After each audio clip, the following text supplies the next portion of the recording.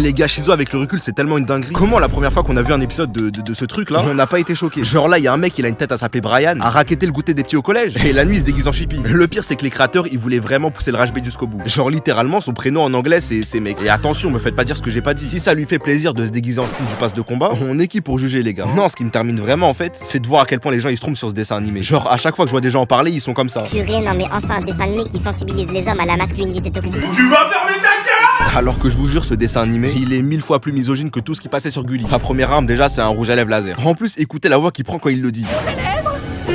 Ensuite, il peut aussi attaquer avec son cri, hein, parce que toutes les femmes sont hystériques, hein, c'est bien connu. Mais je pense que le pire, c'est son point faible. En mode, sa faiblesse, sa kryptonite à lui, c'est ses cheveux. En mode, quand il est décoiffé, bah, il perd ses pouvoirs. Mais le pire, c'est que même quand tu le prenais juste comme un dessin animé normal, il y avait encore des trucs à l'époque. Honnêtement, est-ce qu'il y a un seul méchant que vous avez pris au sérieux dans Shizo? Spoiler, non, parce que soit il se battait contre des meufs qui mangeaient leur crotte de nez, soit contre des mecs qui se bavent Je dessus. suis capable de faire des super bulles de salive encore plus résistantes que du béton armé. Évidemment, il a pas fallu longtemps avant que le dessin animé se prenne un pressing de partout. Il y a des parents qui ont vraiment commencé à serrer quand ils ont vu le dessin animé, et même le gouvernement il s'en est mêlé. Par contre, quand c'est pour des trucs importants, ils sont plus trop là. Bref, le pressing il a tellement été intense que plus aucune chaîne voulait le diffuser par peur d'être boycott. Parce que oui, vous imaginez bien qu'un mec qui se déguise en meuf, ça peut donner des idées à nos enfants. C'est comme moi là, depuis l'annonce du nouveau Spider-Man, je sens que j'ai une connexion un peu spéciale avec les araignées, je sais pas comment vous expliquer.